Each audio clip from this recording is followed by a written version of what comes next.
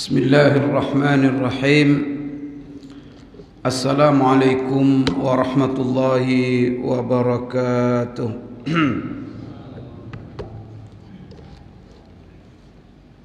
Alhamdulillahi rabbil alamin, wal aqibatu lil muttaqin, wala udwana illa 'alal zalimin.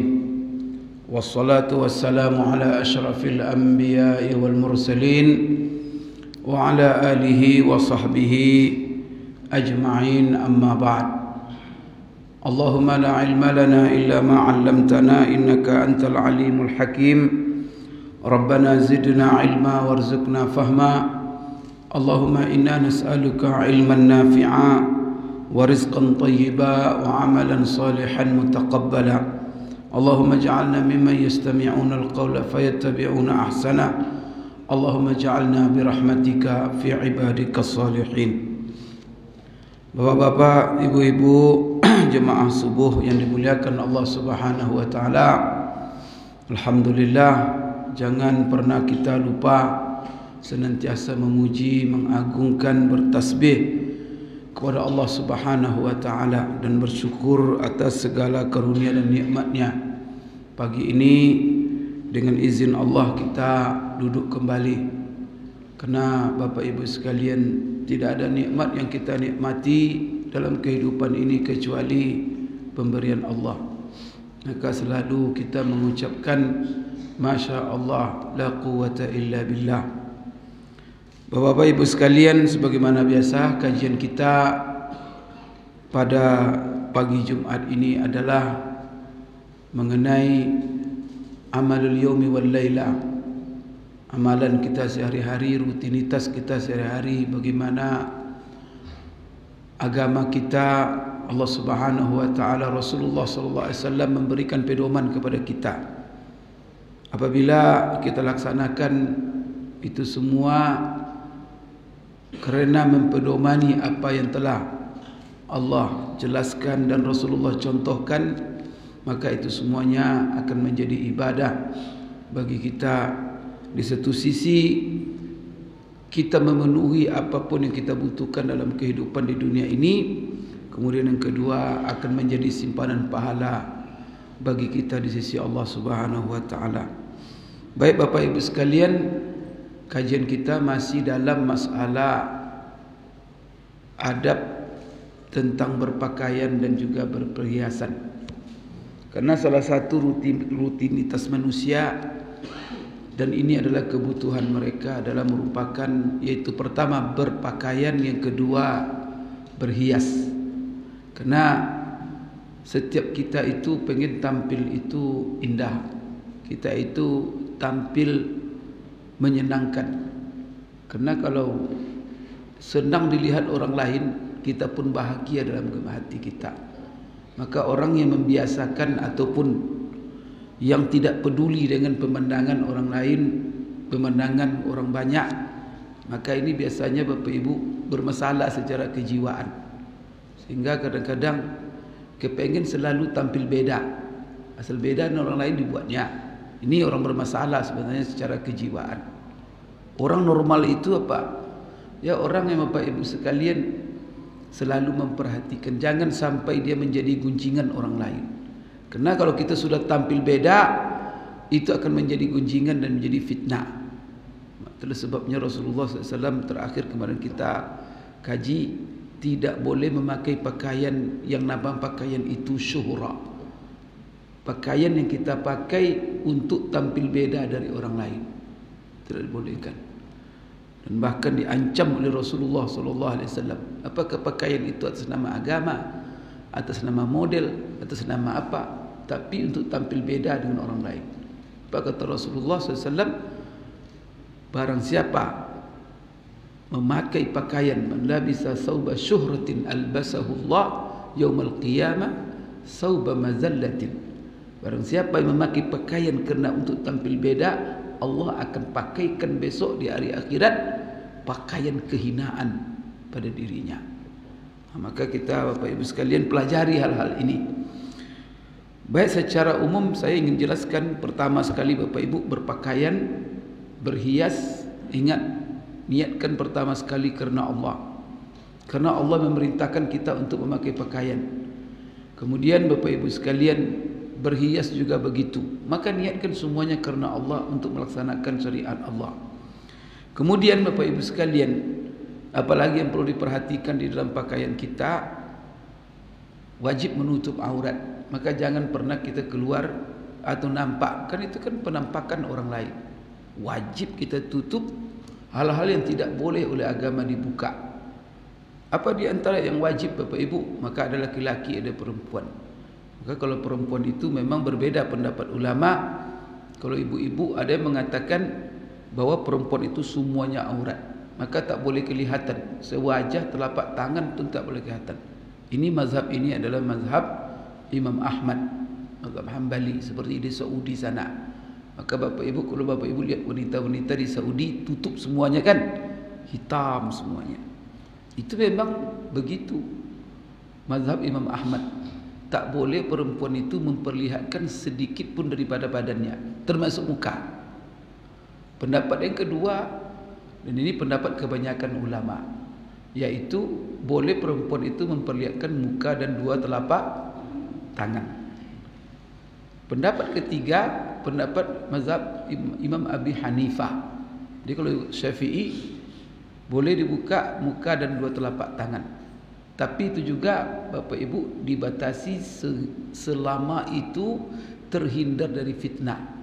Tapi kalau dia seandainya gadis yang sangat cantik sekali, semua orang kalau saat dia dibuka mukanya memandang dia, itu Bapak Ibu lebih baik dia menutup mukanya untuk menghindari fitnah. Kemudian pendapat Imam Abu Hanifah 3 boleh yang dibuka perempuan itu. Pertama muka, dua telapak tangan, kemudian dua tumit. Itu menurut Imam Abi Hanifah. Jadi 3 ini lebih kurang Bapak Ibu pendapat ulama di dalam masalah apa yang boleh dibuka oleh perempuan ketika dia keluar dari rumahnya dan dilihat oleh orang lain. Pakaian solatnya juga begitu. Maka pakaian solatnya yang boleh dibuka adalah muka dan dua telapak tangan. Selainnya itu ditutup. Bapak Ibu sekalian, kalau bagi laki-laki aurat minimal itu adalah di sini Bapak Ibu ada juga sedikit perbedaan, yaitu lutut dan pusar. Kemudian pusar itu termasuk aurat atau tidak? Sebagian ulama mengatakan pusar itu termasuk aurat, maka harus itu pusar dan lutut tertutup. Di pendapat kebanyakan ulama seperti Imam Syafi'i sendiri mengatakan pusar dan lutut tidak termasuk aurat. Jadi yang ditutup cuma bagian bawahnya itu minimal. Tapi ada lagi kaidah, kadang-kadang tidak mungkin kita menutup kecuali dengan menutup pusar dan lutut. Jadi kalau ada orang Bapak Ibu sekalian berpakaian lututnya terbuka tapi di atas lutut ditutupnya, itu masih dalam batas dia menutup aurat. Namun apabila laki-laki keluar dari rumahnya, adab yang diajarkan Rasulullah, walaupun itu yang wajib, tapi ada yang sunat yang sempurna. Karena yang namanya yang sunat ini yang sempurna. Maka laki-laki ketika dia keluar, maka sempurnanya apa? Pertama tutup kepala, kemudian Bapak Ibu memakai baju. Baju itu sesempurna mungkin. Bagusnya kalau secara dalam agama, apalagi untuk ibadah, kita pergi sholat pakai baju lengan panjang, kemudian sampai ke bawah, tapi dengan catatan yang sempurnanya itu di atas 2 mata kaki, jangan isbal. Itu pakaian laki-laki. Kemudian pakaian ini semuanya baik laki-laki dan perempuan, Bapak Ibu sekalian, jangan sampai transparan, dan jangan sampai sempit melihatkan lekuk-lekuk badan, kemudian memperlihatkan aurat dari luar. Itu tidak dibolehkan. Jadi usahakan lapang, tidak transparan. Kemudian Bapak Ibu sekalian, juga dianjurkan sempurna pakaian kita itu sebagaimana dianjurkan Rasulullah dan dicontohkan Rasulullah. Pakaian itu diusahakan pakaian baru. Apa baru itu? Tidak lusuh. Kalau sudah pakaian itu lusuh, jangan dipakai lagi. Selama kita punya rezeki uang, beli yang baru. Itu Bapak Ibu. 10 tahun dipakai tiap hari, tidak diganti-ganti. Padahal duit ada. Itu adalah Bapak Ibu nanti salah satu hikmahnya apa? Rasulullah SAW pernah menegur seorang sahabat pakaian lusuh. Ditanya Rasulullah SAW, kamu tak punya uang? Nah, berarti batasannya kamu punya uang atau tidak. Tapi kalau tidak punya uang, daripada kan minta-minta, pakaian lusuh itu tidak masalah, karena tak punya uang.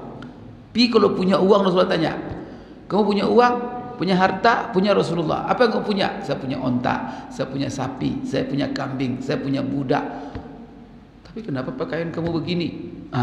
Kalau kamu diberi nikmat oleh Allah, kata Rasulullah SAW, Allah mencintai supaya nikmat itu kau nampakkan dalam penampilanmu. Maka tidak ada masalah. Pakaian baru-baru di sini maksudnya bukan tiap hari beli pakaian baru, tidak begitu. Tidak lusuh maksudnya.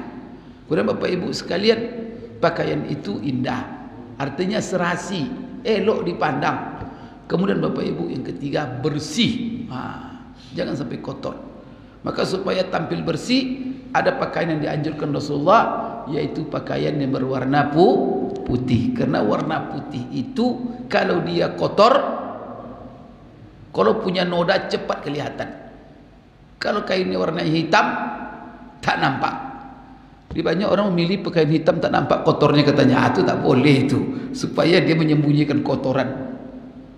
Maka kita ini berusaha tampil bersih. Jadi salah satu Bapak Ibu sekalian, uraian analisa ulama kenapa Rasulullah mengatakan ilbasu siyabakumul bayad wa kaffinu bihi mautakum. Pakai oleh kamu pakaian kamu yang berwarna putih dan kapankan mayatmu dengan warna putih. Kenapa? Karena itu adalah lambang kebersihan. Karena Islam mencintai kebersihan. Bapak Ibu sekalian, ini masalah pakaian. Kemudian pakaian kemarin tidak boleh ada simbol-simbol gambar-gambar makhluk hidup, tidak boleh ada simbol salib, dan jangan mencontoh pakaian-pakaian orang-orang yang non-muslim yang mana itu adalah simbol-simbol mereka. Setelah itu Bapak Ibu sekalian, jangan memakai pakaian atas dasar sombong, menyombongkan diri. Kemudian juga jangan berlebih-lebihan. Kadang-kadang orang tak makan, kita beli pakaian 1 miliar satu kali pasang, baju 1 miliar, celana 1 miliar, itu namanya berlebih-lebihan. Kemudian laki-laki menghindari sutra, tak boleh dia memakai pakaian sutra. Ini dalam masalah pakaian Bapak Ibu sekalian. Kemudian juga tadi tidak boleh memakai pakaian sutra. Kemudian dalam masalah perhiasan, ini perhiasan Bapak Ibu sekalian ya. Salah satu dalam berhias dalam diri kita. Pertama di antara orang berhias dengan rambut. Ini Bapak kan selalu berkaca, memperindah rambut apa. Itu mana yang dibolehkan oleh syariat, mana tidak boleh. Pertama sekali masalah rambut, berapa panjang rambut yang dibolehkan? Bapak Ibu sekalian, Rasulullah SAW paling panjang rambut Rasulullah itu adalah, ini paling panjang, menyentuh 2 bahunya, pundaknya, tidak pernah melebihi. Berarti pernah rambut Rasulullah menyentuh bahunya, itu panjangnya. Kemudian kalau pendeknya, Rasulullah SAW beberapa kali botak, arti licin. Tapi Rasulullah membotakkan rambutnya cuma dalam satu keadaan, yaitu selesai haji dan selesai umrah. Nanti kalau dia haji umrah, karena dia sendiri bagi orang yang haji dan umrah, ketika tahalul kan mencukur rambut.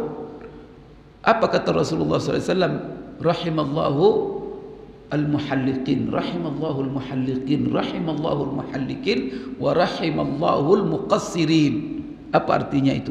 Semoga Allah memberi rahmat orang yang mencukur, membotakkan rambutnya, membotakkan 3 kali. Orang yang mencukur rambutnya habis itu didoakan 3 kali. Tapi kalau orang yang memendekkan cuma sekali. Wa rahimallahu al-muqassirin. Rasulullah SAW tidak memerintahkan sesuatu kecuali dia dulu yang mencontohkan. Maka beliau setiap haji atau umrah, maka beliau membotakkan rambutnya semuanya. Setelah itu kan tentu panjang. Sampai kalau dia memanjangkan rambutnya, itu Bapak Ibu sekalian sampai bahunya. Kemudian bagaimana beliau menata rambutnya? Di sini Bapak Ibu sekalian kan panjang tuh. kemudian sampai ke daun telinganya. Kita bayangkan. Dan rambut Rasulullah itu ikal bergelombang. Itu bahasa kita. Jadi dia tidak keriting seperti keriting orang Afrika. Rambut Rasulullah tidak pula seperti lurus kaku seperti rambut orang India. Tetapi Rasulullah itu rambutnya ikal bergelombang. Begitu yang dikisahkan, yang diceritakan oleh seluruh sahabat yang menceritakan tentang bagaimana bentuk rambut Rasulullah sallallahu alaihi wasallam. Kemudian bagaimana beliau menatanya? Salah satunya Bapak Ibu, ada hal yang tidak pernah beliau lupa kemana pun dia pergi. Di sakunya itu ada. Itu dalam beberapa hadis dijelaskan ada beberapa hal tak pernah luput dari saku Rasulullah. Di antaranya 3. Pertama sisir, kedua minyak harum, yang ketiga siwak. Jadi Bapak Ibu coba periksa sakunya. Minyak angin isinya atau saku itu isi dengan minyak harum. Ini masuk masjid, diginikan. Itu sunnah itu. Rasulullah SAW masuk masjid, masuk rumah kalau dari luar mau ketemu istri, gosok gigi dulu, siwak. Karena dia kalau masuk, dia akan suami istri namanya, masuk ke rumah ketemu istri. Kalau kita Bapak Ibu siwak, maka siwak, tahu siwak kayu itu yang dulu bawa Rasulullah kemana-mana dalam sakunya. Mau berwudu, mau sholat, mau masuk masjid. Jadi mulutnya itu bersih dari bau. Begitulah Rasulullah SAW kemana-mana dia bawa. Sisir ada terus, minyak harum ada terus. Maka Rasulullah itu, Abu Bakar Siddiq ketika Rasulullah wafat, dicium-ciumnya Rasulullah wafat, cium-ciumnya. Kemudian Rasulullah harum sekali. Maka apa kata Abu Bakar mengomentari ketika itu? Tibta hayyan wa mayyitan ya Rasulullah. Kamu harum sekali. Selama hidupmu dulu selalu harum. Dan meninggal pun kamu harum. Jadi kita jangan dianggap remeh masalah ini. Kalau orang mencontoh Rasulullah, selalu menjaga supaya barangnya tidak bau, memakai harum-haruman selalu. Itu Bapak Ibu jangan diremehkan. Itu sunnah Rasulullah SAW. Kemudian kemarin juga saya ceritakan, jangan sampai kita menganggap kita kumuh, berpenampilan zuhud, berpenampilan seperti orang-orang sufi. Itu apa? Setelah itu itulah yang sunnah. Salah Bapak Ibu. Rasulullah tidak begitu. Rasulullah pakaian itu kalau bahasa kita necis, bagus, indah. Maka seperti Bara' bin Azib menceritakan, Anas bin Malik menceritakan, Bara' bin Azib menceritakan, saya tidak pernah melihat manusia setampan Rasulullah sallallahu alaihi wasallam ketika dia memakai sebuah pakaian jubah dari Mesir. Saya tak melihat manusia setampan Rasulullah sebelum ini dan juga selama ini. Itu Bapak Ibu. Jadi Rasulullah itu tampan, simpatik dilihat oleh semua orang. Maka orang Islam harus menjaga penampilan. Performan itu perlu. Jangan nanti dikatakan tak peduli, yang penting hati, yang penting tidak Bapak Ibu. Kalau seandainya hati aja, maka Rasulullah ngapain dia berpenampilan bagus? Karena itu Bapak Ibu sum'ah. Kalau kita bersih, kita rapi, kita akan lengketkan. Coba orang-orang Islam itu rapi, orang-orang Islam itu, kita akan memberikan nama baik untuk agama yang kita anut. Tapi kalau kita kumuh, kita kotor, bukan kita, orang tak tahu nama kita, tapi apa yang disebut orang sekarang coba begitu. Kenapa sekarang masalah ada satu orang Islam yang keras, Islam radikal. Kalau ada orang Islam yang membom Islam teror, bukan si anu itu. Padahal namanya tak siapa orangnya. Tapi dia pakai peci haji, pakai kain berjenggot, maka orang bilang, itu Islam teroris. Islam. Karena Rasulullah itu, Bapak Ibu sekalian, seluruh yang dibuatnya itu menjaga agama. Agama ini wajib kita jaga dalam penampilan kita. Sampai coba Bapak Ibu, begitulah Rasulullah menjaga. Sahabat meminta kepada Rasulullah untuk membereskan, menghabisi orang-orang munafik sekitarnya. Karena Rasulullah dikasih tahu oleh Allah, di sekitarmu orang-orang munafik. Dan Rasulullah dikasih tahu, si anu itu munafik. Itu Bapak Ibu munafik. Dia pakaiannya sama dengan Rasulullah, jenggotnya sama panjangnya, dia bersorban, dia berjubah, tetapi Bapak Ibu, dan dia ikut solat dengan Rasulullah, tapi hatinya kafir. Karena dia mengintai-intai Rasulullah. Itu munafik itu. Itu munafik nih, i'tiqadi namanya. Itu diceritakan Allah dalam Quran, yang kata Allah dalam Quran, innal munafiqina fid darkil asfali minan nar. Orang-orang munafik itu tempatnya nanti di kerak-kerak api neraka. Bukan munafik maksudnya munafik, karena munafik itu ada dua, ada munafik i'tiqadi, ada munafik amali. Seperti kita kan janji bohong, atau bukan munafik i'tiqadi itu bohong, jangan dikeluarkan dari Islam. Tapi kalau munafik yang disebut dengan i'tiqadi ini memang tidak Islam dia Pak. Hatinya kafir tapi penampilannya berjubah, berjenggot, bersorban. Karena ada orang-orang seperti itu, jenggot panjang apa. Setelah dilihat KTP-nya bukan Muslim Pak. Bahkan celana cingkrang, berjenggot. Nah, kadang-kadang buat macam-macam. Kadang-kadang gitu tuh, buat penampilan macam-macam supaya apa? Menjelek-jelekkan lihat KTP-nya rupanya. Ini berbahaya sekali. Ini munafik seperti ini. Musang berbulu ayam. Maka apa kata Sanu munafik? Rasulullah tahu. Rasulullah kasih tahu sahabat. Sahabat kan emosi sekali. Karena dia selalu kemas sama Rasulullah. Dia merongrong dari dalam. Rasulullah izinkan kami menghabisinya. Coba. Apa kata Rasulullah? Tidak. Jangan, biarkan mereka. Karena kalau kalian habisi nanti apa kata dunia? Semua dunia akan bercerita Muhammad membunuh teman-temannya. Karena dia secara zahir selalu dengan Rasul. Setelah dibunuh pula. Apa kata dunia? Apa? Ini menjaga namanya sum'ah agama. Jadi jangan gara-gara sikap kita, Bapak Ibu sekalian, orang menodai agama kita. Hati-hati, jaga. Maka apapun sikap-sikap baik mengamalkan agama, itu akan mengharumkan agama kita. Suka bersedekah, suka menyimbang, empati kepada sesama, menjaga kebersihan, menjaga kedisiplinan, menjaga keteraturan. Masuk bus antri teratur, tertib. Ada sesuatu nanti yang antri, tak ada saling mendahului. Coba apa? Coba lihat orang Islam menjadi contoh. Kan begitu. Tapi kalau antri, sap, coba lihat orang kacau tidak teratur. Bapak Ibu sekalian, ini perlu sekali. Termasuklah di dalam penampilan pakaian tadi. Maka Rasulullah SAW dalam masalah rambut, maka masalah rambut Bapak Ibu begitu, dan beliau selalu menyisirnya, merapikan. Kemudian bagaimana Rasulullah menata? Di samping menyisir, beliau sering meminyak rambutnya. Itu tuh.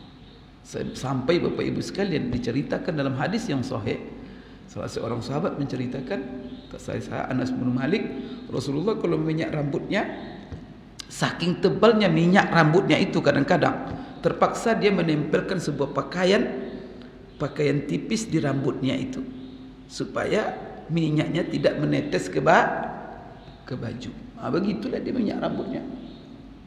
Bapak-bapak jangan salah, itu minyak rambut itu termasuk itu adab yang diajarkan Rasulullah. Supaya apa? Karena kalau rambut diminyak mudah mengatur menyisirnya. Coba Bapak Ibu tak diminyak rambut, kira-kira gimana? Beliau meminyak rambutnya, meminyak jenggotnya. Itulah Rasulullah SAW. Kalau kita ingin mencontoh beliau, hal-hal yang sederhana seperti itu, itulah contoh kita Rasulullah SAW. Kemudian Bapak Ibu sekalian, bagaimana beliau menata rambutnya? Di antaranya beliau menata rambutnya, kan panjang rambutnya begini. Kadang-kadang yufarriquhu, kadang-kadang yusdiluhu. Ini apa yufarriqu? Yufarriquhu firqataini, kadang-kadang arba' firaq. Kadang-kadang Bapak Ibu rambut beliau itu kan panjang sampai di sini, beliau kadang luruskan ke belakang. Kalau kayak kita kan, itu yang pertama. Yang kedua, beliau jalin rambutnya. Dalam satu riwayat 2 jalin. Kemudian di ujungnya ada sanggul. Dijalin 2. Ummu Hani menceritakan, saudara sepupunya Ali bin Abi Thalib, menceritakan ketika Fathu Makkah, Rasulullah singgah di rumahnya dan Rasulullah sempat berwuduk dan solat di rumahnya, dan dia melihat rambut Rasulullah SAW. Maka dia ceritakan, saya melihat rambut Rasulullah terbuka, rupanya dijalin 4 jalinan. Jadi dijalinnya 4. Di setiap ujungnya itu ada sanggul. Berarti Pak Ustadz, laki-laki boleh nyanggul rambut? Ya kan itu masalahnya. Sebagaimana Rasulullah SAW. Tapi dia kalau menyanggul itu Bapak Ibu 2, dalam riwayat itu 2. Tapi ada juga 3, wallahu alam. Tapi yang hadis-hadis yang saya itu kadang-kadang 2 jalinan, kadang-kadang 4 jalinan. Pertama, barangkali Bapak Ibu bertanya, khususnya bapak-bapak, berarti sunnah Pak Ustadz memanjangkan rambut sampai bahu, mengenai bahu. Tapi bapak tidak ada satupun yang sampai bahu. Ini termasuklah saya.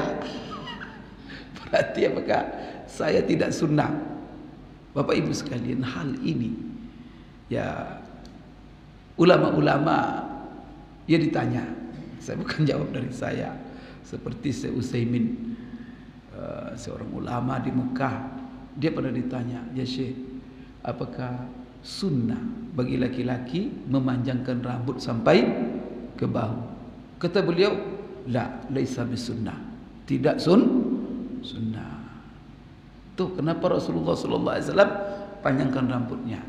Jadi Bapak Ibu sekalian, kenapa Rasulullah memanjangkan rambutnya? Analisa para ulama, pertama sekali karena tradisi orang Arab di zaman itu, mereka rata-rata memanjangkan rambut. Itu. Jadi yang namanya laki-laki di zaman itu, Pak, baik dia orang musyrik, baik dia orang Yahudi, baik dia orang Islam, rata-rata semuanya memanjangkan rambut. Jadi kalau Bapak melihat film-film Arab dulu, itu kan dibuat panjang rambutnya oleh mereka. Itu sebenarnya menggambarkan begitu. Itu pertama. Jadi Rasulullah ya menyesuaikan dengan tradisi. Itulah sebabnya Bapak Ibu, ada hal-hal yang di dalam agama kita ini menyesuaikan tradisi. Tetapi berbeda tradisinya, berbeda pula hukumnya. Sekarang kalau kita panjangkan rambut, panjang rambut sampai di sini. Maka mana ada ulama-ulama kita? Ulama Saudi namanya Syekh bin Baz. Saya sendiri sering jumpa dengan dia dan saya melihat kadang dia pakai sorban, kadang dia tidak pakai kutra. Ulama seperti saya katakan tadi, Syekh Utsaimin, ulama-ulama lain, tak ada satupun yang memanjangkan rambut sampai, termasuk barangkali Syekh Albani sendiri, mana mereka memanjangkan rambut. Kita lihat pula di ulama-ulama Mesir, Pak, tak ada ulama kita nampak. Apa masalahnya? Padahal Rasulullah sampai panjang rambutnya ke bahu. Itu menunjukkan bahwa apa? Maka dianalisa, Rasulullah menyangkar rambut memang tradisi orang zaman itu. Termasuk Bapak Ibu sebagian ulama yang mengatakan masalah jenggot ini adalah masalah tradisi, karena memang di zaman itu, di zaman Rasulullah, laki-laki semuanya berjenggot. Abu Jahal pun berjenggot, Abu Lahab pun memang begitu tradisinya. Maka begitu tradisi laki-laki. Namun kalau masalah jenggot ini berbeda dengan masalah rambut. Karena masalah jenggot ini di samping dia tradisi, tetapi ada perintah Rasulullah secara khusus memanjangkan jenggot dan melarang untuk mengambil jenggot, Bapak Ibu sekalian. Maka ini yang perlu kita ketahui. Berbeda dia dengan masalah urusan rambut. Urusan rambut Rasulullah tak ada pula dalam hadis panjangkan rambutmu sampai ke bahu, tidak ada itu. Cuman sahabat menceritakan bagaimana rambut Rasulullah panjangnya. Kemudian menyanggul rambut tadi itu. Begitu juga. Kemudian ada catatan juga Bapak Ibu sekalian. Rasulullah sallallahu alaihi wasallam panjang rambutnya sampai bahu. Kemudian Bapak Ibu sekalian, dia menjalin rambutnya. Tapi untuk diketahui, Rasulullah SAW tak pernah melihatkan rambutnya keluar. Rasulullah rata-rata kalau keluar rumahnya dia menutup kepala. Maka itu tradisi itu. Maka boleh dikatakan Rasulullah kalau dalam keluar dari rumah kemana dia pergi tak pernah terbuka kepalanya, kecuali dalam kondisi haji dan umrah. Karena haji umrah dilarang menutup kepala. Ini untuk kita ketahui. Maka orang tak pakai peci sekarang itu Bapak Ibu sekalian, ya kalau kita apakan ya, tapi dia tidak berdosa Bapak Ibu, tidak pula apa. Tetapi kalau ada orang yang ingin mencontoh Rasulullah sallallahu alaihi wasallam, jangan pernah buka. Maka Rasulullah tu apa? Dia keluar tu pakai sorban kadang-kadang. Dan sorbannya itu di bawahnya kadang-kadang ada peci, kolan suah. Pakai peci dulu, setelah itu baru dililit dengan sorban. Ujung sorbannya itu berada di dua bahunya, dua ujungnya. Kan itu kan ada dua ujungnya itu kan, satu ujung ke satu dililitkan atau ada ujung, itu keduanya di bahunya. Jadi dia memakai sorban, kemudian di dalam sorban ada kolan suah namanya peci.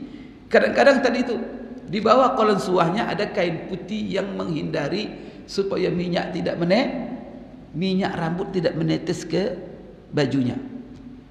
Kemudian kadang-kadang Rasulullah SAW hanya memakai sorban tanpa kolan suah.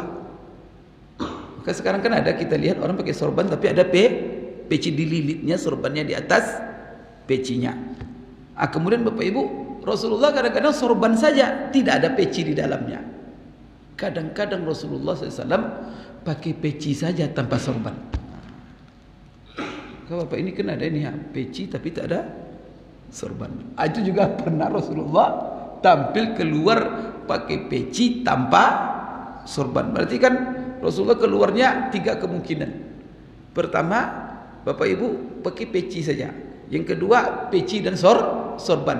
Yang ketiga, sorban tanpa peci. Tapi terbuka hasil raksi hanya waktu Bapak Ibu sekalian dia haji dan waktu umrah. Sekarang kalau ada orang yang memanjangkan rambutnya, setelah itu dipamer-pamerkannya, kamu mengambil sunnah panjangnya tapi tidak mengambil sunnah menutupnya. Maka Rasulullah SAW menjalin rambutnya itu hanya dilihat oleh orang-orang khusus. Karena di rumahnya Aisyah menceritakan, Ummu Hani menceritakan, tapi keluar nampak sanggul Rasulullah. Nanti ada pula anak-anak muda sekarang disanggulnya rambutnya. Kenapa? Sunnah katanya. Ini yang jadi masalah. Bapak Ibu, la ilaha illallah.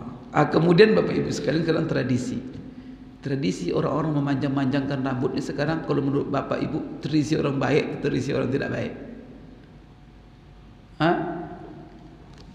Itu masalahnya. Terus sebabnya kita pendek-pendek ini rambutnya kalau laki-laki ini khususnya. Kenapa? Karena yang panjang-panjang itu tradisi yang tidak baik.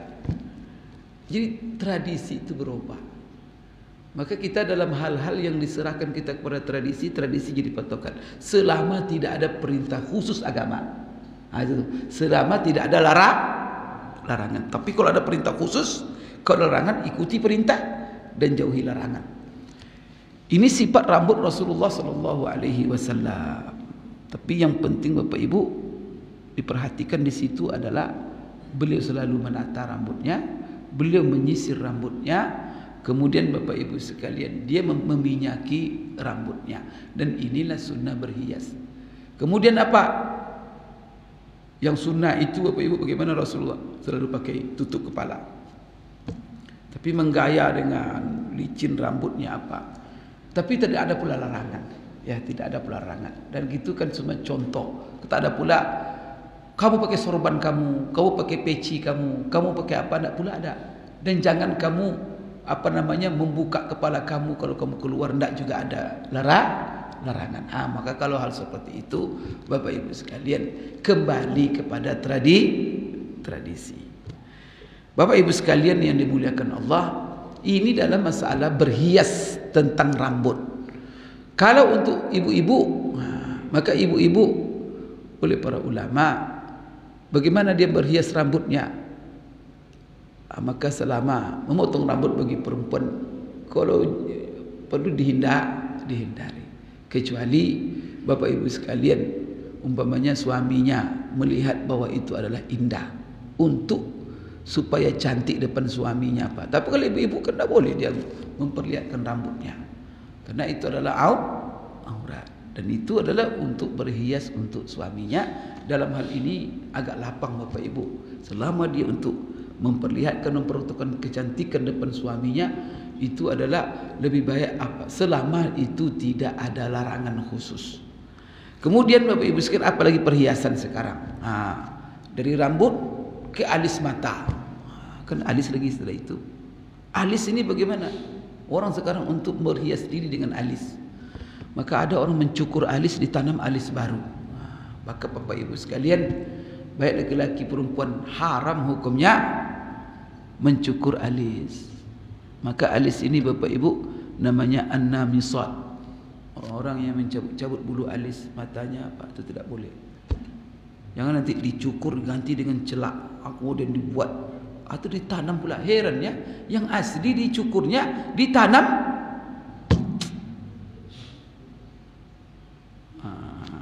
Ini Bapak Ibu sekalian, di antaranya masuk dalam larangan Rasulullah sallallahu alaihi wasallam dalam sebuah hadis, la'anallahu al-washimat. Yang mana hadis ini terdapat dalam Sahih Bukhari dan Sahih Muslim.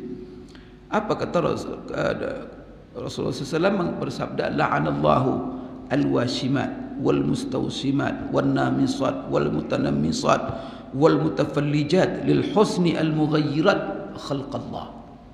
Ini kata Rasulullah SAW. Ada lagi, la'anallahu al-wasilah. Ini bentuk perhiasan semua. Maka dilarang berhias diri dengan hal-hal seperti ini.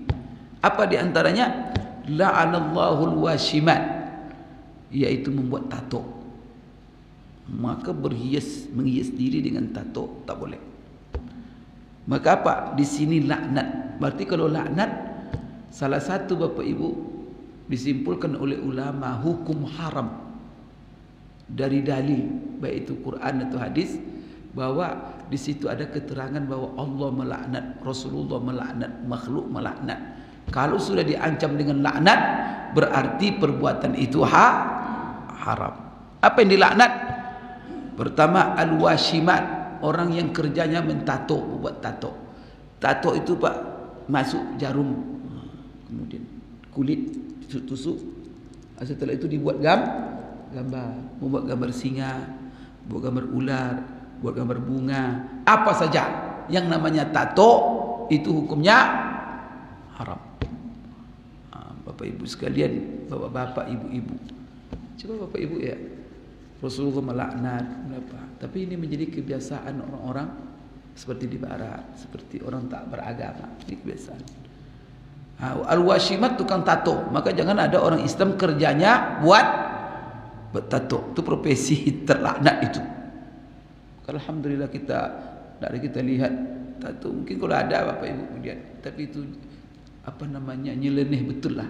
Kalau ada orang Islam kerjanya buat tato, ada. Kemudian Bapak Ibu sekalian, wal mustawsimat, yang buat tato dengan yang minta buatkan tato, sama itu hukumnya dilaknat. Masya Allah, badan yang sudah bersih ini jangan dirubah-rubah. Maka di sini Bapak Ibu, dua kena. Pertama kena laknat, yang kedua Bapak Ibu kena ancaman. Orang seperti ini adalah orang yang masuk dalam perangkat setan. Maka salah satu tanda orang masuk dalam perangkat setan adalah Bapak Ibu sekalian, tandanya mereka itu merubah-rubah ciptaan Allah dalam dirinya. Badan sudah bagus, kulit sudah mulus, dibuat pula tato-tato. Apalagi bahan tato itu dari yang najis, Apalagi tato itu gambar-gambar yang tidak dibolehkan. Karena simbol-simbol, gambar-gambar patung, gambar-gambar hewan hidup. Itu kan berlipat-lipat salahnya itu Bapak Ibu sekalian. Jadi yang jelas buat tato di dalam Islam itu diharamkan. Maka tidak boleh ada orang, saya Pak Ustaz buat tato untuk kecantikan. Tidak ada kecantikan dalam tato. Untuk berhias Pak Ustaz dengan tato, tidak boleh, haram hukumnya. Pak Ustaz dulu saya masa preman banyak tato Pak Ustaz. Sebenarnya saya dulu tidak tahu. Sekarang saya tobat. Maka sekarang Bapak Ibu banyak sekali yang tobat. Jemaah tabligh, kemudian yang lain-lain saya lihat. Tapi kalau dibuka badannya, dia taat Bapak Ibu. Udah berjubah kemana-mana, udah sorban. Tapi kalau dibuka bajunya, tato aja isinya. La ilaha illallah. Itu gimana? Dia wajib dihilangkan. Wajib hukumnya dihilangkan. Cuman kalau menghilangkannya itu akan menimbulkan mudarat yang lebih besar. Seperti akan menghanguskan kulitnya, akan barangkali membuat dia Bapak Ibu dirawat di rumah sakit, memberi mudarat. Maka di sini ulama berfatwa, la yukallifullahu nafsan illa wus'aha. Allah tak membebankan kepada kamu kecuali sesanggupnya. Maka usahakan tutup saja dengan pakaian. Maka jangan kamu pun sampai keluar, kalau kamu punya tato, jangan keluar pakai buka baju pula, memperlihatkan tato itu. Minimal ada rasa malu. Kemudian hilangkan sebisanya. Tapi kalau sudah tidak bisa, ya sudah. Allah Maha Pengampun, Allah Maha Pengasih. Dan jangan dilakukan lagi. Nah, ini masalah tato Bapak Ibu sekalian tidak dibolehkan. Kemudian apa lagi? Wan namisat wal mutanammisat, yang kerjanya mengotak-atik alis mata. Ini secara khusus berarti budaya ini sudah ada semenjak. Jadi ibu-ibu yang mencukur-cukur alis jangan bilang modern. Itu orang jahiliyah dulu kerjanya. Buktinya jahiliyah, Rasulullah sudah ingatkan. Berarti itu kerja orang dulu.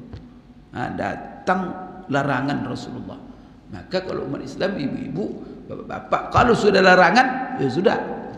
Mau tradisi, mau apa, maka terus tradisi itu baru dianggap boleh kita amalkan, kita pandang selama tidak ada perintah, selama tidak ada larangan yang bertentangan dengannya. Maka dulu tradisi orang apa? Mencukur alis, datang larangan, la'anallah, maka berhenti.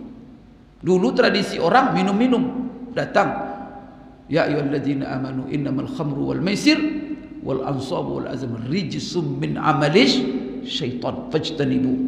Minum, judi, mindi nasib, itu pekerjaan syaitan, harus kalian hindari. Berubah tradisi itu menjadi syariat. Begitu Bapak Ibu sekalian. Jadi ada hal tradisi orang Arab dulu jual beli, ya sudah jual beli ditetapkan oleh agama kita. Tapi tradisi mereka riba, Allah haramkan riba yang menjadi tradisi mereka. Maka wa ahallallahu al-bai'a wa harrama riba. Jual beli yang kalian tradisi kalian itu halal, sedangkan riba haram. Silakan jual beli tapi jangan riba. Begitu juga seterusnya Bapak Ibu. Maka di sini profesi mengotak-otak alis jangan. Maka kalau ada Bapak Ibu anaknya bekerja di calon kecantikan, maka bilang, nak, jangan kamu sampai mengotak-atik alis, mencabut, mencukur, apa, tidak boleh. Pengantin jangan diapakan, alis jangan disinggung-singgung, kecuali di alis mata itu Pak ada bulu yang menutup panjang, dia tutup pandangan kita. Itu kena hajat dan darurat. Kena ada itu. Satu rambut helai kadang-kadang manjang aja dia, tutup mata dibuatnya. Tapi kalau untuk alasan kecantikan haram hukumnya. Ini Bapak Ibu sekalian. Kalau ditaruh artinya tidak disinggung bulu alis itu, tapi ditaruh umpamanya hitam celak apa, itu tidak ada masalah. Bahkan celak itu sunnah Rasulullah SAW. Jadi ada aturannya. Jadi di sini orang yang bekerja mengotak-atik alis, kemudian minta supaya alisnya dicukur, alisnya dicabut, alisnya dibuat yang palsu, Bapak Ibu, itu pekerjaan terlaknat. Berarti ini ya dalam masalah berhias. Kita silakan berhias, tapi jangan menantang sunnah Rasulullah.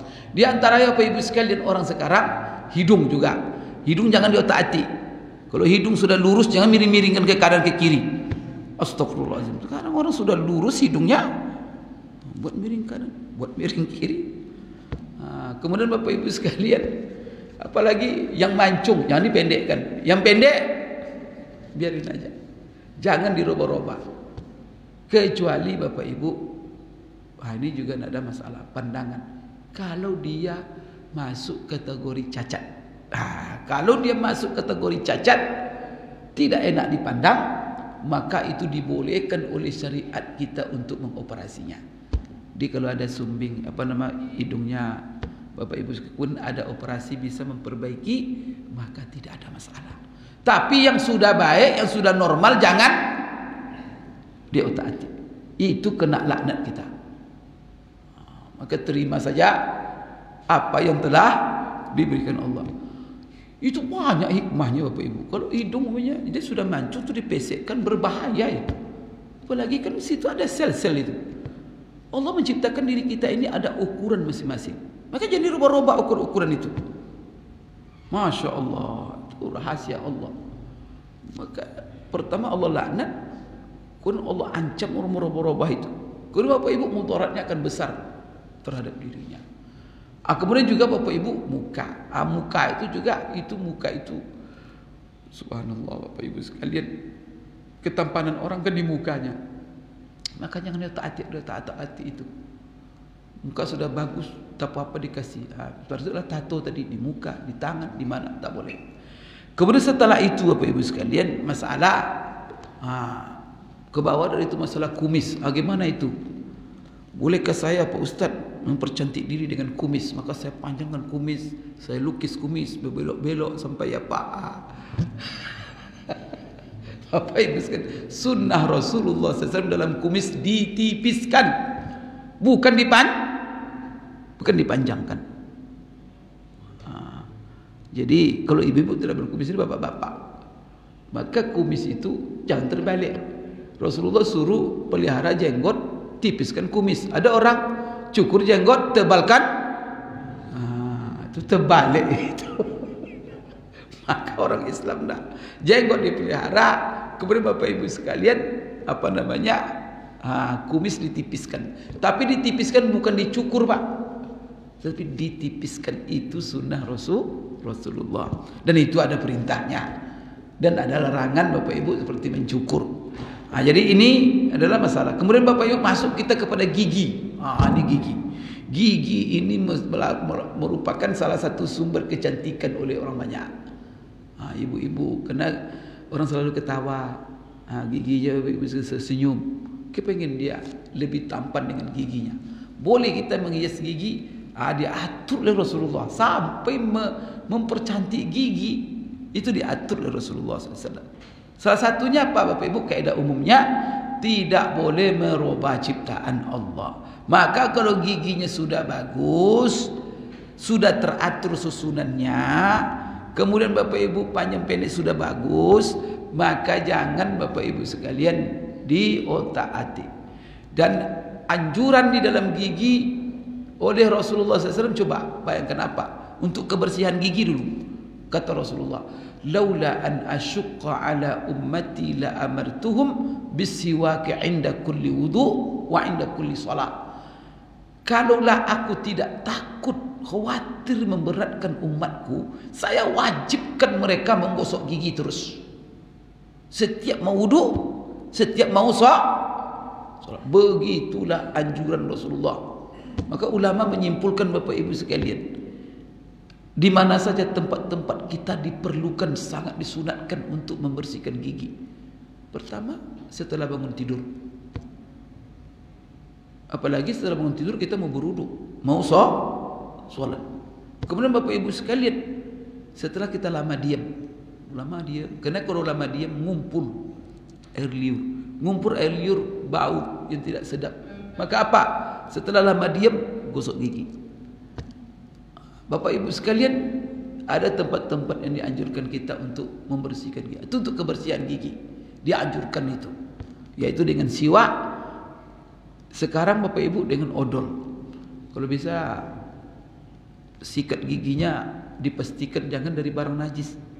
Karena ada sikat gigi katanya sekarang dari bulu babi katanya.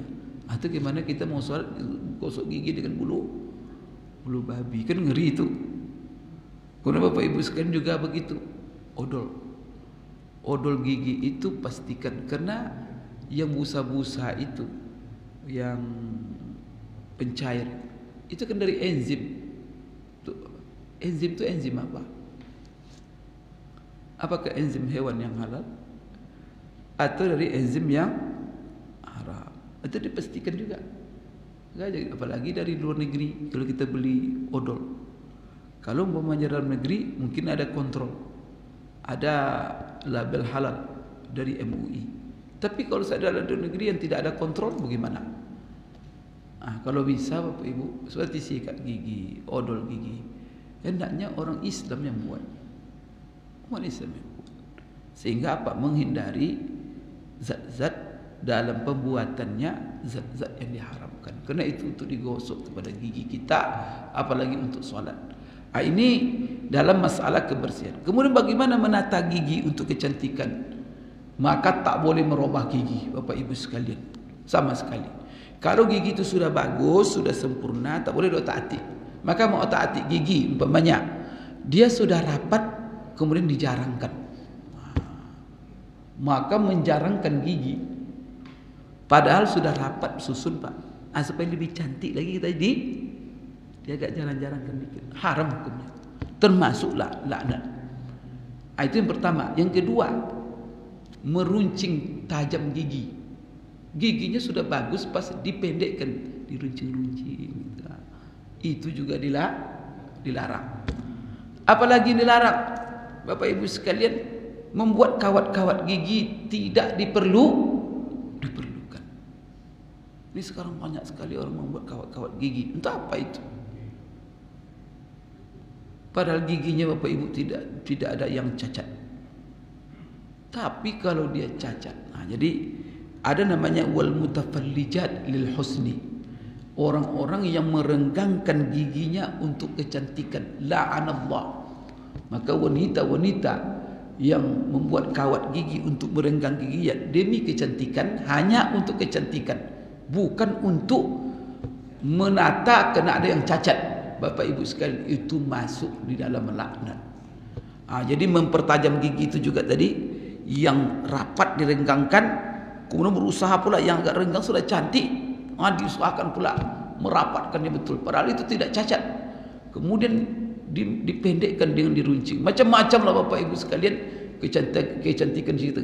Artinya apa? Merubah-rubah, mau otak-atik gigi hanya sekedar semata-mata untuk kecantikan, padahal sudah cantik supaya lebih cantik kata dia, maka itu tidak dibolehkan.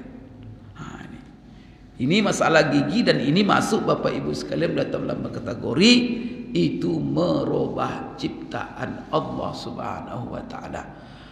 Yang lebih parah lagi Bapak Ibu sekalian yang terjadi di zaman sekarang, barangkali ini saya tutup ya pengajian kita pagi ini, yaitu Bapak Ibu merubah-rubah ciptaan Allah.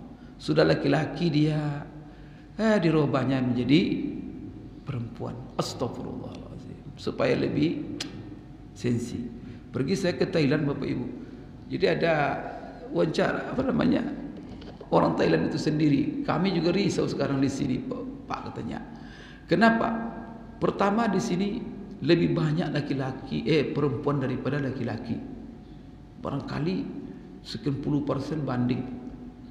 Yang anehnya, laki-lakinya sudah sedikit, perempuannya semakin banyak. Yang laki-laki ini pengen jadi pula. Astagfirullahaladzim. Jadi ada dua negara Bapak Ibu. Jadi jangan Bapak Ibu pergi ke sana itu. Kalau ini kena laknat kita nanti. Pertama sekali Korea Selatan. Korea itu negara yang terkenal dengan operasi plastik. Jadi kalau ibu-ibu sudah keriput-keriput wajahnya, operasi plastik sana, gadis nampak itu. Kalau pucat-pucat muka, Ini bapak yang kalau agak-agak hitam atau apa putih, bawa ke sana, putih besok. Pulang-pulang jadi putih semua. Licin. Operasi plastik. Ya Allah, saya pergi ke ibu kota Korea Selatan tuh Bapak Ibu. Ya, pengalaman isinya klinik kecantikan, operasi plastik isinya klinik ini. Ya Allah, mungkin pernah saya ceritakan di sini, di sana kebanggaan. Karena saya pernah ke sana.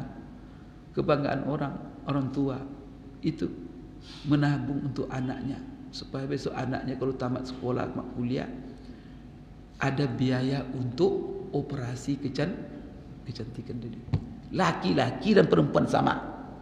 Karena di sana ada pula Bapak Ibu, salah satu item penilaian kalau masuk kerja, dilihat ganteng dan cantiknya Pak. Jadi kalau nilai kompetensinya umpamanya yang satu 100, yang satu 70, tapi yang 100 ini tidak cantik, tidak ganteng, maka yang walaupun kompetensinya rendah, maka itu yang akan dinaikkan. Kenapa? Dia lebih cantik, dia lebih. Itulah sebabnya semua orang tua berusaha nabung supaya anaknya bisa diterima kerja. Karena salah satu syaratnya apa? Anak-anak bapak tuh bilang kalau dia hobi nonton film Korea, jangan kalian tertipu, itu operasi plastik semua itu. Kalau pergi ke Thailand Bapak Ibu, lain lagi. La ilaha illallah. Apa ini Thailand? Merubah operasi kelamin. Itu pula jagonya situ. Kalau ada orang ingin merubah kelamin, di sana lah. Astagfirullahaladzim. Lihat bencong-bencong. Innalillahi wa inna ilaihi raji'un. Laki-lakinya sudah sedikit, setelah itu pengen pula merubah. Jadi mana laki-laki lagi nanti. Maka di sini Bapak Ibu sekalian, Allahu Akbar. Islam menata. Merubah-rubah kelamin itu dosa besar. Oleh karena itu kata kadang-kadang begini, Pak Ustadz itu kan bukan masalah apa, kena hormonnya Pak Ustadz, hormonnya hormon perempuan, walaupun kelaminnya laki-laki. Bolehkah dirubah? Karena hormon itu membuat kecenderungan orang, kecenderungannya perempuan. Kemudian Bapak Ibu sekalian, kelaminnya laki-laki boleh berubah, haram hukumnya sepakat ulama mengatakan tak boleh. Oleh karena itu apa? Hormon ini kadang-kadang Bapak Ibu adalah pengaruh lingkungan. Maka kalau ada laki-laki ditaruh dia di perempuan terus, itu bisa hormonnya jadi hormon perempuan. Maka salah satu caranya sobat terapi Islam, tak boleh bercampur laki-laki dan apa rahasianya Pak? Supaya laki-laki tetap pada kejantanannya, perempuan tetap menjaga kelembutan dirinya. Karena perempuan lembut ini apa? Tak boleh campur.